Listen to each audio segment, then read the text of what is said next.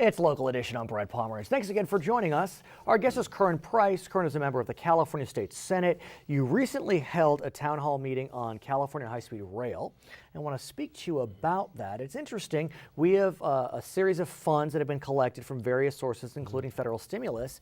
We may be getting more, not because there's more federal stimulus, but because states like Florida and Wisconsin and Ohio don't want their money. Explain. Well, it's an exciting infrastructure project that the president has endorsed and is supporting high-speed rail network around the country.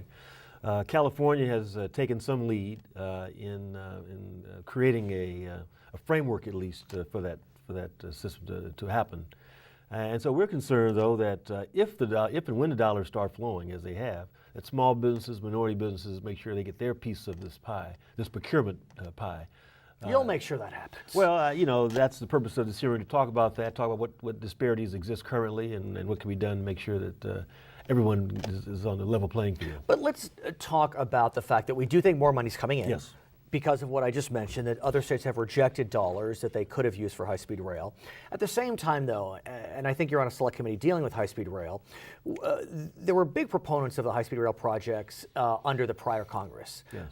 Which was in control by the Democrats. Right. Now the House is controlled by the Republicans, and the new chair of the Transportation Committee, Mr. Micah, is a little upset about the decision to start the high-speed rail project in the middle of California where there aren't a lot of people. Talk to me about Well, that. I know he's concerned about that, and in fact, the areas where the representatives of the areas where it's supposed to start are also expressing some misgivings. You'd think they'd be happy. Jobs. You think they would. I think they're missing the real bigger picture, that it's a part of a much larger infrastructure project, that it is a transportation medium for the future. And it should be part of the choices that Californians have. But are we at risk of, I guess, losing the momentum? I mean, has the train left the station, if I may use a metaphor? Well, there's always that danger, and of course, ultimately, funding may dry up and it may not be available. We think it will be. We think that the Congress saner heads will prevail, and that the program will be able to move forward.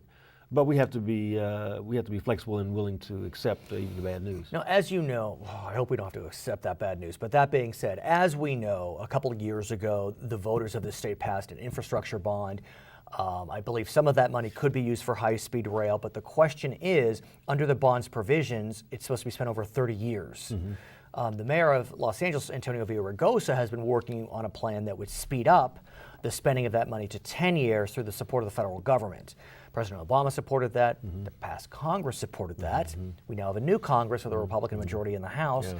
Can you talk to us, if you know about what's happening with that proposal? Because if we get that money... Yeah, no, I can't, unfortunately, and I certainly can't speak for the congressional will. But, of course. I certainly support the 1030. I think it makes a lot of sense. Speeding up projects here in Los Angeles makes a lot of sense, especially when there's such need in the transportation area.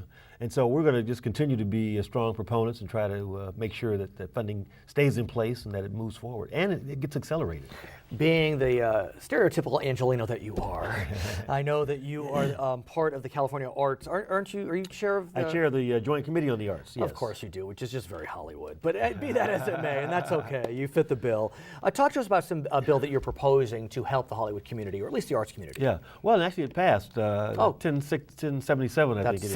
1076, I right. Know. It permits individuals to check off on their income taxes, their refund. They can check off a portion for the arts. It goes to the Arts Council.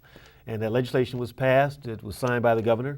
And we think it's going to be a wonderful opportunity for Californians to support the arts. And the arts meaning in schools? Correct. The Arts Council supports community arts programs and in school programs. Oh, terrific. It had been tens of millions of dollars over the years. It's whittled down to nothing. And so this will give it a chance to back. Senator, thanks for joining us. I'm Brad Pomerance. Back to HLN.